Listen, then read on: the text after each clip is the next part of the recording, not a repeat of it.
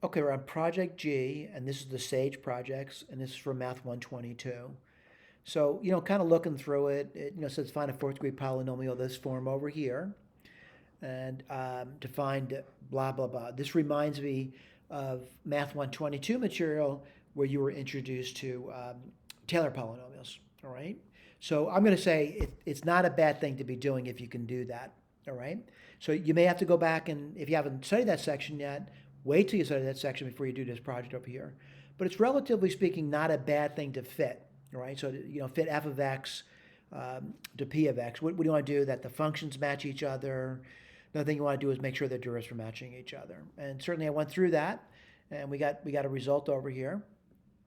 And what I want to do is, looking at it, I want to start talking about the SAGE business. All right. So let's take a look at it. By the way, there's a picture over here of both the polynomial and the fit to it. And you notice they're not fitting everywhere, but they sort of match up in a band region. All right. And someone says, I wonder why they don't fit everywhere. I want to point out this is a fifth degree polynomial, and this one's a fourth degree polynomial. The fourth degree polynomial would never fit the fifth degree polynomial perfectly. However, we're fitting a fourth degree polynomial to a fifth degree polynomial. We're expecting them to match up in certain places, by the way. All right, so I graph out both P and F on the same axes, by the way, and that's done over here.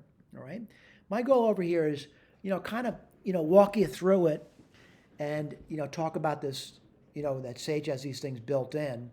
And this comes from the Taylor polynomial section. So let me go to my SAGE. Let me clear. And I'm going to start typing in commands over here. Reset. And again, it's good if you've studied the material before doing this. X is a variable.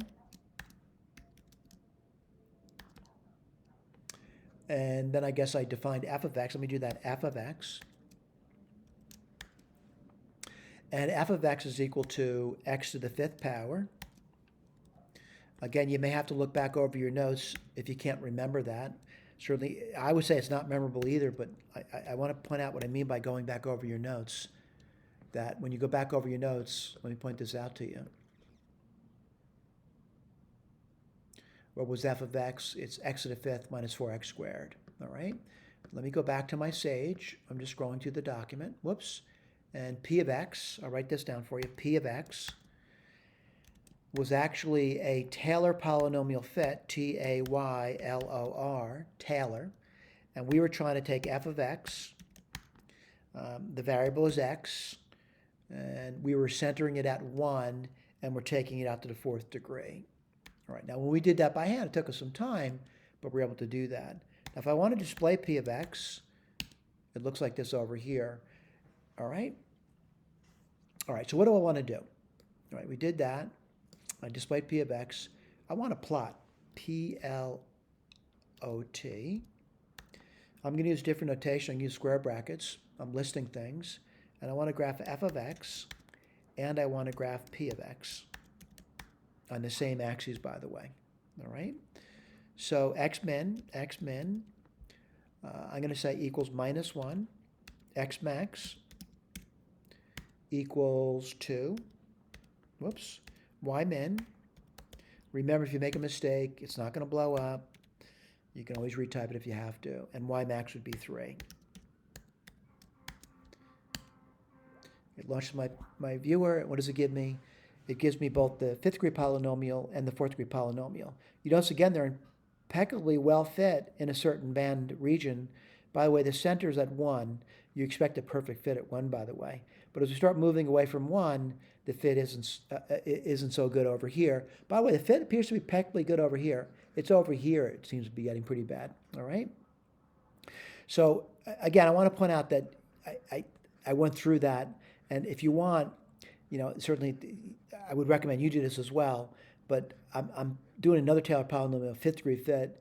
And by the way, when I do that over, it gets this over here. This thing here is identical to the actual function.